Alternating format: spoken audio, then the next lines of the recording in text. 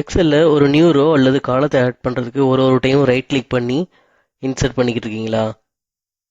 இந்த வீடியோவில் உங்களுக்கு ஃபாஸ்ட்டாக எப்படி ஒரு காலம் அல்லது ரோவை இன்சர்ட் பண்ணுறது அப்படிங்கிற ஷார்ட்கட்டை உங்களுக்காக கொண்டு வந்திருக்க, வாங்க பார்க்கலாம். ஸோ கண்ட்ரோல் ஷிஃப்ட் ப்ளஸ் இதுதான் ஷார்ட்கட்டு. ஸோ லெட்ஸ் சி, நம்ம ஃபோர்த் ரோவை செலக்ட் பண்ணிக்கிறோம். கண்ட்ரோல், நான் எனக்கு வந்து ஃபோர்த் ரோவுக்கு மேலே ஒரு ரோ வேணும். கண்ட்ரோல் ஷிஃப்ட் ப்ளஸ் ஹிட் பண்ணுற ஒரு ரோ ஆட் ஆயிடுச்சு.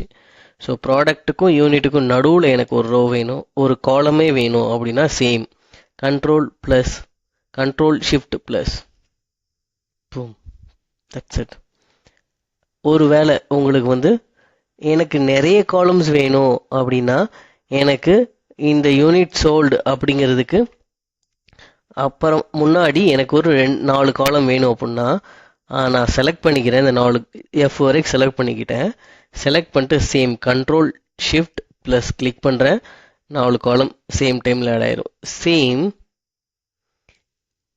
ரோவுக்கும் சேம் அதே தான். 4 ரோ ஆட் ஆகணும் அப்படின்னா ஜஸ்ட் 4 ரோவை செலக்ட் பண்ணிக்கிட்டேன். Control shift plus.